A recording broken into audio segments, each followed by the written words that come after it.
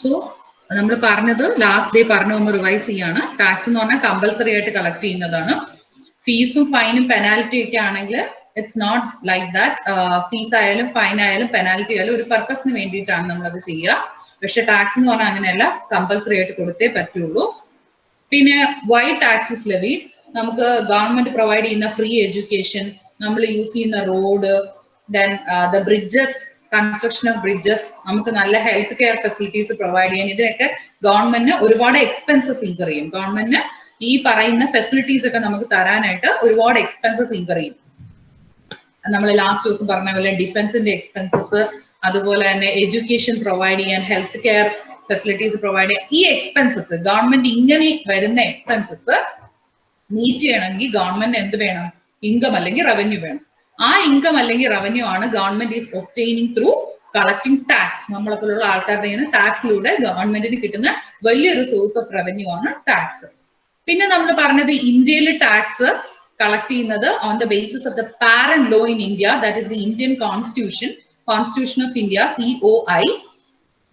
Indian കോൺസ്റ്റിറ്റ്യൂഷനിൽ പറഞ്ഞിരിക്കുന്നതിനെ ഒരിക്കലും വയലേറ്റ് ചെയ്ത് ഒരു ലോയും ഇന്ത്യയിൽ ഫ്രെയിം ചെയ്യാൻ പാടില്ല. അതുപോലെ തന്നെയാണ് ഇൻകം ടാക്സ് ലോയും. അതിന്റെ ഫണ്ടമെന്റൽ അല്ലെങ്കിൽ അതിന്റെ ബേസിക് പാർട്ട് എന്ന് പറയുന്നത് ഇന്ത്യൻ കോൺസ്റ്റിറ്റ്യൂഷൻ ആണ്. ഇന്ത്യൻ കോൺസ്റ്റിറ്റ്യൂഷൻ പറഞ്ഞിരിക്കുന്നത് there should be an authority of law. ഒരു അതോറിറ്റി ഉണ്ടായിരിക്കണം, നിയമവശാൽ ഒരു അതോറിറ്റി ഉണ്ടായിരിക്കണം. അല്ലാതെ ഒരു ടാക്സ് പോലും ഇന്ത്യയിൽ കളക്ട് ചെയ്യാൻ പാടില്ല എന്ന് വെച്ചാൽ അർത്ഥം. ഞാൻ അതിന് കുറെ എക്സാമ്പിൾസ് ഒക്കെ പറഞ്ഞായിരുന്നു. കുറെ പേര് മെസ്സേജസ് അയക്കുന്നുണ്ട് ഇതിന്റെ ഇടയ്ക്കൂടെ.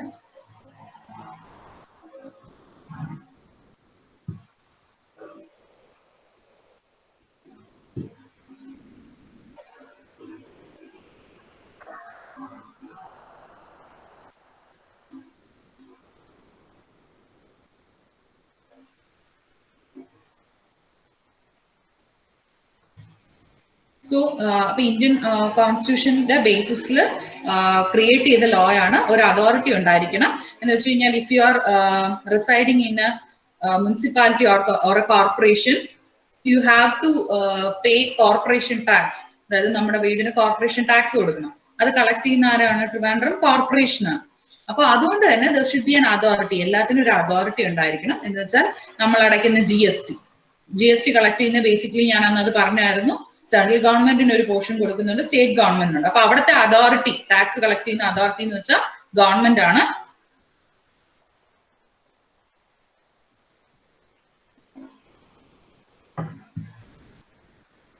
പിന്നെ ഇന്ത്യയിൽ ടാക്സ് കളക്ട് ചെയ്യാൻ യൂണിയൻ ഗവൺമെന്റിനും അതുപോലെ തന്നെ സ്റ്റേറ്റ് ഗവൺമെന്റിനും കളക്ട് ചെയ്യാൻ പറ്റും. It is based on the article 246. Then as per the entry number 82, agriculture income ഒഴികെ, അതായത് നമുക്ക് കൃഷിയിലൂടെ കിട്ടുന്ന ഇൻകം ഒഴികെ ബാക്കി എല്ലാ കാര്യത്തിനും നമുക്ക് എന്ത് കൊടുക്കാൻ പറ്റും? ടാക്സ് കളക്ട് ചെയ്യാൻ പറ്റും. ബാക്കി എല്ലാ ഇൻകത്തിനും we can collect tax. So the seventh schedule deals with 3 lists. This 3 list contains some certain list or certain topics in which the state government is empowered to collect tax and in which the central government is empowered to collect tax.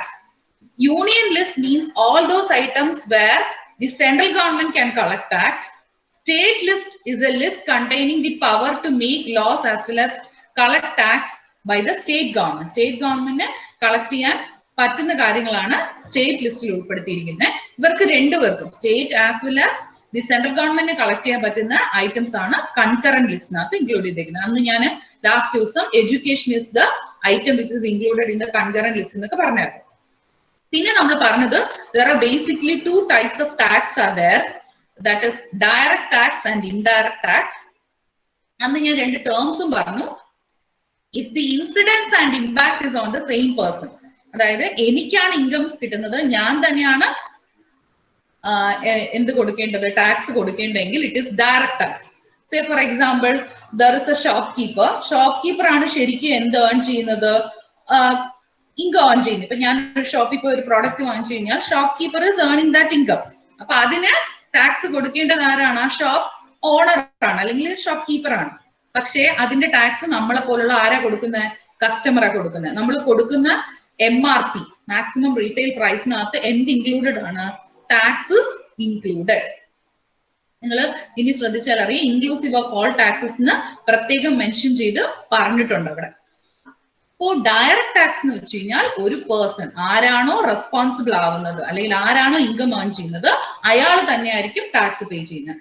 Indirect tax എന്ന് വെച്ചാൽ ഞാൻ shop കീപ്പറിന്റെ example പറഞ്ഞ പോലെ shop കീപ്പറാണ് income earn ചെയ്യുന്നത്, പക്ഷെ നമ്മളെ പോലുള്ള ആരാണ് അതിന് ടാക്സ് കൊടുക്കേണ്ടി വരുന്നത്?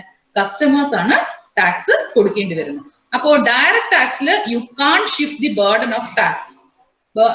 ടാക്സിന്റെ ബർഡൻ വേറൊരാൾക്ക് എന്ത് ചെയ്യാൻ പറ്റില്ല? യു കാൺ ഷിഫ്റ്റ് എന്ന് വെച്ചാൽ ഇൻകം ടാക്സ്. ഇപ്പൊ നിങ്ങൾ പഠിക്കുന്ന ഇൻകം ടാക്സ് അത് ആരുടെ ഇൻകം? ഇപ്പൊ say for example I am a person, എനിക്ക് കുറച്ച് ഇൻകം ഉണ്ട്, അപ്പൊ അതിന് ടാക്സ് ആര് തന്നെ കൊടുക്കണം? ഞാൻ തന്നെ കൊടുക്കണം.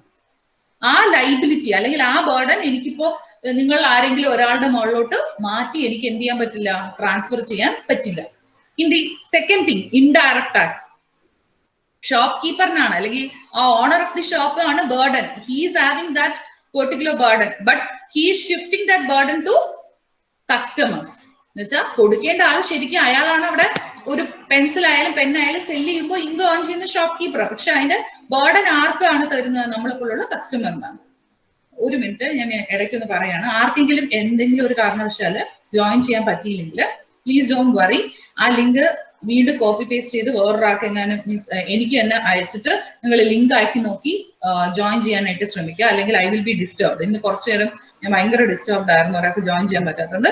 അതുപോലെ തന്നെ emergency situation, power failure, network issues, അതേസമയം കോളേജിലെ ക്ലാസ്, അങ്ങനെയൊക്കെ എന്തെങ്കിലും ഇഷ്യൂസ് ഉള്ളവരാണെങ്കിൽ I will B sharing the recorded one. ഞാൻ ഇത് റെക്കോർഡ് ചെയ്യുന്നുണ്ട് ബേസ്ഡ് ഓൺ ദ റിക്വസ്റ്റ്. ഒരു കുട്ടിക്ക് ഇപ്പൊ പറ്റത്തില്ല എന്ന് പറഞ്ഞതുകൊണ്ട് ആ കുട്ടിയുടെ റിക്വസ്റ്റ് പ്രമാണിച്ച് ഞാൻ റെക്കോർഡ് ചെയ്യാണ്. ടാക്സ് ക്ലാസ് ആയതുകൊണ്ട് ഒരു കണ്ടിന്യൂറ്റി വേണമെന്നുള്ളത് എല്ലാവരും എൻ്റെ അടുത്ത് റിക്വസ്റ്റ് ചെയ്തേക്കരുത്. കാരണം I have nearly 13 batches class ഉണ്ട്. ഒരു ദിവസം ഏകദേശം 4 to 5 ബാച്ചസ് ഒക്കെ അറ്റ് എ ഡേ വരും. അപ്പോൾ അങ്ങനെ വരുമ്പോൾ എനിക്ക് ഓൾറെഡി നെറ്റ് യൂസേജ് കൂടുതലാണ്. ഈ റെക്കോർഡിങ്സ് എന്ന് പറയുമ്പോൾ ഏകദേശം 40 to 45 minutes ടൈം കാണും അതിന്. അപ്പൊ നിങ്ങൾക്കും ഷെയർ ചെയ്താൽ you also require more GB to download it. കാരണം അത്ര പെർഫെക്റ്റ് ആയിട്ടുള്ള റെക്കോർഡിംഗ് ആയിരിക്കും. ഞാൻ ഈ പറയുന്നതും ഞാൻ എഴുതുന്നതും എല്ലാം അതിനകത്ത് പിൻ ടു പിൻ ആയിട്ട് വരും. അപ്പോൾ അത്ര എമർജൻസി കേസസ് ഉള്ളവർ അഥവാ ജോയിൻ ചെയ്യാൻ പറ്റിയില്ലെങ്കിലും പ്ലീസ് ഡോണ്ട് വറി. ഇന്ന് ഒരാൾ ഒരുപാട് സമയം വിഷമിച്ച് സങ്കടപ്പെട്ടു, ഇപ്പൊ ജോയിൻ ചെയ്യാനും പറ്റി. ഓക്കെ, സോ അതുകൊണ്ടാണ് ഞാൻ ഇടയ്ക്കൊന്ന് പറഞ്ഞത്. അതുകൊണ്ട് ആരും വറി ചെയ്യേണ്ട. ഒരു ക്ലാസ് മിസ്സായാലും ഇങ്ങനെ എന്തെങ്കിലും ഒരു എമർജൻസി സിറ്റുവേഷൻ ആണെങ്കിൽ I can help you. So the third point is എപ്പോഴും ഡയറക്ട് ടാക്സ് എന്ന് പറഞ്ഞാൽ ഇയർലി ബേസിസിലായിരിക്കും കളക്ട് ചെയ്യുക. എന്താ വെച്ചാൽ അർത്ഥം വർഷത്തിൽ ഒരിക്കലാണ് നമ്മളത് പേ ചെയ്യുക. Then the second thing is indirect tax. ഓരോ പ്രാവശ്യവും നമ്മൾ പെൻ അല്ലെങ്കിൽ പെൻസിൽ അല്ലെങ്കിൽ ഓരോ പ്രാവശ്യവും നിങ്ങൾ ഷോപ്പിൽ നിന്ന് വാങ്ങുമ്പോൾ ആ കൊടുക്കുന്ന MRPക്കകത്ത് തന്നെ എന്തുണ്ട്? ടാക്സ് ഉണ്ട്. ക്ലിയർ? അപ്പോ ഒരു സെയില് നടക്കുമ്പോൾ ആ ഓണറിന്റെ അല്ലെങ്കിൽ ഷോപ്പ് കീപ്പറിന്റെ പെർസ്പെക്റ്റീവ് എന്ന് പറഞ്ഞാൽ ഓരോ പ്രാവശ്യം അയാൾ സെല്ല് ചെയ്യുമ്പോൾ അയാൾ ഇൻഡയറക്ട് ടാക്സ് നമ്മുടെ കളക്ട് ചെയ്യുന്നുണ്ട്. ഇപ്പോഴത്തെ GST. അല്ലെങ്കിൽ ഓരോ പ്രാവശ്യവും ഞാൻ കടയിൽ പോയി പർച്ചേസ് ചെയ്യുമ്പോൾ ഞാൻ എന്ത് കൊടുക്കുന്നുണ്ട്? അയാൾക്ക് ടാക്സ് കൊടുക്കുന്നുണ്ട്. ക്ലിയർ? അപ്പൊ ഒന്ന് ഇയർലി ബേസിസും ആണ്, ഒന്ന് at the time of sale or purchase. പിന്നെ ലാസ്റ്റ് പറഞ്ഞത് എക്സാമ്പിൾസ് ആണ്. ഇന്ത്യയിൽ ശരിക്കും പറഞ്ഞു കഴിഞ്ഞാൽ there were 2 types of direct tax. 2 direct tax ഉണ്ടായിരുന്നു. വൺ ഇസ് നിങ്ങൾ പഠിക്കുന്ന ഇൻകം ടാക്സ് തന്നെയാണ്. Second one was wealth tax, അത് പിന്നീട് എടുത്തു കളഞ്ഞു. Then the next thing is GST and customs duty are some examples of indirect tax. ഇപ്പൊ ഇന്ത്യയിൽ ഒരുപാട് ഇൻഡയറക്ട് ടാക്സിനെ കമ്പൈൻ ചെയ്തു വന്നതാണ് goods and service tax. Then components of tax law. ഈ ടാക്സ് എന്ന് പറയുന്ന സബ്ജക്ട് ഇയർലി അപ്ഡേഷൻ വരുന്നതാണ്. എന്നുവെച്ചാൽ നിങ്ങളുടെ അക്കൗണ്ട്സും ബാക്കി പ്രോബ്ലം പേപ്പർ പോലെയല്ല. ഓരോ വർഷവും ഫിനാൻസ് ആക്ട് എന്ന് പറയുമ്പോൾ government, central government budget present ചെയ്യുമ്പോൾ they will make the amendments in the finance act. ഓരോ വർഷവും എത്രയാണ് ടാക്സ് റേറ്റ്, ഇതൊക്കെ ഓരോ ഇയറും റിവൈസ് ചെയ്തുകൊണ്ടിരിക്കും. അപ്പൊ അക്കോർഡിംഗ്ലി അതിനനുസരിച്ച് എന്തും മാറും. നമ്മുടെ ടാക്സ് റേറ്റ്സ്, ഇൻകം ടാക്സിനകത്ത് കുറെ കാര്യങ്ങൾ പുതിയതായിട്ട് ആഡ് ആവും, ഉള്ള കാര്യങ്ങൾ കുറച്ച് ചേഞ്ചസ് കൊണ്ടുവരും. അപ്പൊ അതെല്ലാം ഇയർലി മാറിക്കൊണ്ടിരിക്കും. അപ്പോ നമ്മള് ഇൻകം ടാക്സ് പഠിക്കുമ്പോൾ you should be aware about income tax act, finance act, income tax rules, circulars, notifications, legal decisions of courts. കോർട്ടിന്റെ ലീഗൽ ഡിസിഷൻ എന്ന് വെച്ചാൽ ചില സമയത്ത് ആരെങ്കിലൊക്കെ കേസ് കൊടുക്കുമ്പോഴായിരിക്കും നമ്മുടെ നിങ്ങൾ മനസ്സിലാക്കേണ്ട ഇന്ത്യയിലെ ഏത് ലോ ആയാലും it is not a perfect law. എന്നുവെച്ചാൽ ഓരോരോ പ്രശ്നങ്ങൾ വരുമ്പോഴാണ് നമ്മുടെ ലോയുടെ ഡ്രോബാക്ക് തന്നെ നമ്മൾ മനസ്സിലാക്കുന്നത്. അപ്പൊ കോടതിയിൽ കേസൊക്കെ നടന്ന് ഡിസിഷൻ വരുമ്പോഴായിരിക്കും നമ്മൾ അത് ഇംപ്ലിമെന്റ് ചെയ്യാനായിട്ട് ശ്രമിക്കുക. പിന്നെ നമ്മൾ പറഞ്ഞത് this is very important.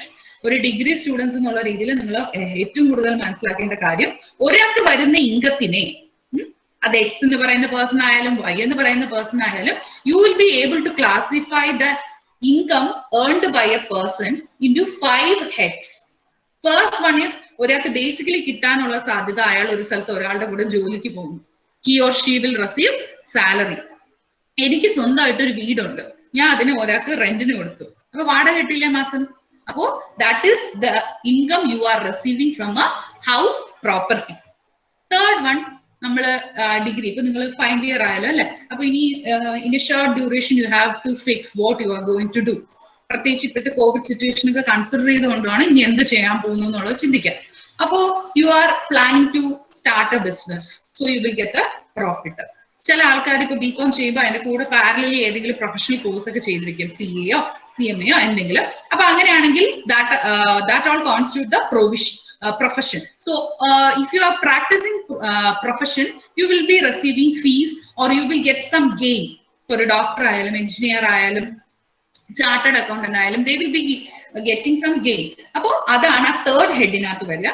Ini vicharikkam ningada grandfather or grandmother o ningalku കുറച്ച് സ്ഥലമോ വീടോ ഒക്കെ തന്നിട്ടുണ്ടെന്ന് വിചാരിക്കാം. സോ നിങ്ങൾ വിചാരിച്ചു ഇനി ഉള്ള കാലം കോവിഡ് ഒക്കെ വന്ന് നമ്മുടെ എക്കോണമി തകരുകയാണെങ്കിൽ ഈ ലാൻഡിന്റെയും വീടിന്റെ ഒക്കെ വാല്യൂ കുറയുമെന്ന് നിങ്ങൾ വിചാരിച്ചു എന്ന് വിചാരിക്കാം. ഞാൻ പ്രഡിക്ഷൻ ഒന്നും അല്ല പറയുന്നത്, പല എക്കണോമിസ്റ്റും അങ്ങനെയൊക്കെയുള്ള വ്യൂ ആണ്. ടോട്ടൽ ഇന്ത്യൻ എക്കോണമിയിൽ ഒരു വലിയ ഡ്രോബാക്ക് ക്രിയേറ്റ് ചെയ്യാൻ ചാൻസ് ഉണ്ടെന്ന് പറയപ്പെടുന്നു. Not scientifically proven. കുറെ ആർട്ടിക്കിൾസ് വരുന്നേ ഉള്ളൂ, സയന്റിഫിക് ആയിട്ട് ആരും പ്രൂവ് ചെയ്തിട്ടില്ല. അപ്പോ അങ്ങനെയൊക്കെ വരുന്നുണ്ട്. നിങ്ങൾ വിചാരിച്ചു കിട്ടുന്ന വിലയ്ക്ക് ആ സ്ഥലത്തിന് എന്ത് കൊടുക്കാം. നിങ്ങൾ ജനിച്ച സമയത്ത് നിങ്ങൾക്ക് തന്നതാണെന്ന് വിചാരിക്കുക. അപ്പൊ എത്ര വർഷം മുന്നെയാ അല്ലെ? അപ്പൊ ഇത്രയും വർഷം നിങ്ങൾ ഹോൾഡ് ചെയ്തിട്ട് you decided to sell that land, അല്ലെങ്കിൽ ആ സ്ഥലം, ലാൻഡ് ഓർ ദാറ്റ് ബിൽഡിംഗ്, ആ ബിൽഡിങ് അല്ലെങ്കിൽ ഹൗസ് നിങ്ങൾ സെൽ ചെയ്യാൻ തീരുമാനിച്ചു. Surely you will earn a gain അല്ലെ? നമ്മൾ ഇത്രയും കാലം ഹോൾഡ് ചെയ്തിട്ട് ചിലപ്പം ഗ്രാൻഡ് ഫാദറോ ഗ്രാൻഡ് മദറോ അന്ന് 50,000 അല്ലെങ്കിൽ ചിലപ്പോൾ 10,000 ലാൻഡ് വാല്യൂ ഉണ്ടായിരുന്ന സ്ഥലമായിരിക്കും അന്ന് നിങ്ങൾക്ക് തന്നിട്ടുണ്ടാവുക. പക്ഷെ ഇപ്പൊ അതിന് ലക്ഷങ്ങൾ വില വേണം, ലാക്ക് ഓഫ് റുപ്പീസ് വേണം. കാരണം ലാൻഡ് ആണ് ഏറ്റവും കൂടുതൽ അപ്രീഷിയേറ്റ് ചെയ്യുന്ന ഒരു അസറ്റ്. സോ അതുകൊണ്ട് തന്നെ നിങ്ങൾക്ക് ഒരു ഗെയിൻ ഉണ്ടാവും. അപ്പൊ അങ്ങനെ എന്തെങ്കിലും ഒരു ഗെയിൻ ഉണ്ടായാൽ ആ ഗെയിൻ ആണ് നമ്മൾ ഏത് ഹെഡിനകത്ത് ഇൻക്ലൂഡ് ചെയ്യാം? ഈ ഫോർത്ത് ഹെഡായ ക്യാപിറ്റൽ ഗെയിനിനകത്ത് ഇൻക്ലൂഡ് ചെയ്യാം. ഇനി ഞാൻ അന്നും എക്സാമ്പിൾ പറഞ്ഞു, ക്യാപിറ്റൽ അപ്പൊ ഒരാൾക്ക് സാലറി ആവാം, അല്ലെങ്കിൽ റെന്റിൽ നിന്ന് കിട്ടുന്ന ഇൻകം ആവാം, അല്ലെങ്കിൽ അയാൾ ബിസിനസ് നടത്തിയോ പ്രൊഫഷൻ നടത്തിയോ കിട്ടുന്ന പ്രോഫിറ്റോ ഗെയിനോ ആവാം. ഫോർത്ത് തിങ് ഞാനിപ്പോ പറഞ്ഞ പോലെ നമുക്ക് ഉണ്ടായിരുന്ന ഒരു അസറ്റ്, അതിന് ഈ സ്ഥലവും വീടും തന്നെ ആയിരിക്കണമെന്ന് വേണ്ട. ഇപ്പോ പെൺകുട്ടികളാണെങ്കിൽ ജ്വല്ലറി തരും, you decided to sell the jewellery, സ്വർണം വെക്കാൻ തീരുമാനിച്ചു. അപ്പൊ അതിൽ നിന്നും എന്ത് കിട്ടും? ഗെയിൻ കിട്ടും. സോ ഓൾ ദീസ് തിങ്സ്, അങ്ങനെ കിട്ടുന്ന ഗെയിനൊക്കെയാണ് നമ്മൾ ഈ ക്യാപിറ്റൽ ഗെയിനകത്ത് ഇൻക്ലൂഡ് ചെയ്യുന്നത്. ഇനി സപ്പോസ് ചില സിറ്റുവേഷനിൽ, ഫോർ എക്സാമ്പിൾ നിങ്ങൾ ഒരു MLA ആയി അല്ലെങ്കിൽ MP ആയെന്ന് വിചാരിക്കാം. നിങ്ങൾക്ക് അപ്പൊ automatically government gives you salary. പക്ഷെ ഗവൺമെന്റ് നിങ്ങളെ എംപ്ലോയറും അല്ല, നിങ്ങൾ ഗവൺമെന്റിന്റെ എംപ്ലോയി അല്ല. അപ്പോ ആ കിട്ടുന്ന സാലറി, MLA അല്ലെങ്കിൽ MP അങ്ങനെയുള്ള ആൾക്കാർക്ക് കിട്ടുന്ന salary, you can't include that income under the head, first ഹെഡിനകത്ത് യു കാൺട്ട് ഇൻക്ലൂഡ്. അപ്പൊ അങ്ങനെ ഇൻക്ലൂഡ് ചെയ്യാൻ പറ്റാത്ത കാര്യങ്ങളൊക്കെ നമ്മൾ ഏത് ഹെഡിനകത്ത് ഇൻക്ലൂഡ് ചെയ്യും? You will include it in the income from other source. എന്ന് വെച്ചാൽ മേളിൽ പറഞ്ഞ 4 ഹെഡിനകത്ത് ഇൻക്ലൂഡ് ചെയ്യാൻ പറ്റാത്ത ഇൻകം ആണെങ്കിൽ, for example as a teacher I will be receiving remuneration for valuation of answer scripts. നിങ്ങളുടെ ആൻസർ ഷീറ്റ്സ് ഒക്കെ വാല്യൂ ചെയ്യുന്നതിന് ചെറിയൊരു റെമ്യൂണറേഷൻ കിട്ടും. അപ്പൊ അതൊന്നും എനിക്ക് സാലറിക്കകത്ത് ഇൻക്ലൂഡ് ചെയ്യാൻ പറ്റില്ല, ബിക്കോസ് ഞാൻ വർക്ക് ചെയ്യുന്നത് കോളേജിലാണ്. എനിക്ക് ഈ റെമ്യൂണറേഷൻ തരിക യൂണിവേഴ്സിറ്റി ആയിരിക്കും. അപ്പൊ കോളേജ് ആണ് എന്റെ എംപ്ലോയർ, പക്ഷെ I am receiving that valuation fees from university. അപ്പൊ അങ്ങനെ എംപ്ലോയറിന്റെ കയ്യിൽ നിന്ന് കിട്ടുന്നത് മാത്രമേ ഏത് ഹെഡിനകത്ത് ഇൻക്ലൂഡ് ചെയ്യാൻ പറ്റൂ? ഫസ്റ്റ് ഹെഡായ ഇൻകം ഫ്രം സാലറിക്കകത്ത് ഇൻക്ലൂഡ് ചെയ്യാൻ പറ്റും. ഫോർ എക്സാമ്പിൾ, ഇതൊന്നുമില്ല, നിങ്ങൾ ഡിഗ്രി കഴിഞ്ഞ് you decided to become a LIC agent. അപ്പോ LIC-യിൽ പോളിസി ഒക്കെ പിടിച്ചു കൊടുത്തു കഴിഞ്ഞാൽ you will get some commission. അല്ലെങ്കിൽ എന്തെങ്കിലും ഒരു സൈഡ് ബിസിനസ് ചെയ്യാൻ തീരുമാനിച്ചു എന്ന് വിചാരിക്കുക. അപ്പൊ അങ്ങനെ കമ്മീഷൻ കിട്ടിയാൽ where will you include that income? ബാക്കി 4 ഹെഡിനകത്തും you can't include. You can include that income only under the head income from other source. Clear? ആദ്യം പറഞ്ഞ 4 ഹെഡിനകത്ത് നിങ്ങൾക്ക് ഇൻക്ലൂഡ് ചെയ്യാൻ പറ്റാത്ത എന്തെങ്കിലുമൊക്കെ ഇൻകം നിങ്ങൾ ഏൺ ചെയ്യുന്നെങ്കിൽ U can include in the 5th head. That's why the 5th head of income is called residuary head. Residuary എന്ന് വെച്ചാൽ ബാക്കിയുള്ളതിനൊന്നും ഉൾപ്പെടുത്താൻ പറ്റാത്ത കാര്യം എഴുതുന്ന ഹെഡ്. ഇത്രയാണ് ഞാൻ ഏകദേശം കഴിഞ്ഞ ദിവസം പറഞ്ഞത്. ഒരു കാര്യം കൂടെ കഴിഞ്ഞ ദിവസം ഡിസ്കസ് ചെയ്തായിരുന്നു. കുറെ പേരൊന്നും കഴിഞ്ഞ ക്ലാസ്സിൽ ഇല്ലാത്തത് കൊണ്ടാണ് ഞാൻ ജസ്റ്റ് റിപ്പീറ്റ് ചെയ്തത്. ഓൾവേസ് ഒരാളുടെ total income in the previous year, അതെന്താണ് നമ്മൾ ഇന്ന് പഠിക്കും. ഈ പ്രീവിയസ് ഇയർ ഒക്കെ എന്താണെന്ന്. ഒരാളുടെ ടോട്ടൽ ഇൻകം, പ്രീവിയസ് ഇയറിലുള്ള ടോട്ടൽ ഇൻകത്തിനാണ് നമ്മൾ എപ്പോഴും എന്ത് കാൽക്കുലേറ്റ് ചെയ്യുക? ടാക്സ് കാൽക്കുലേറ്റ് ചെയ്യുക.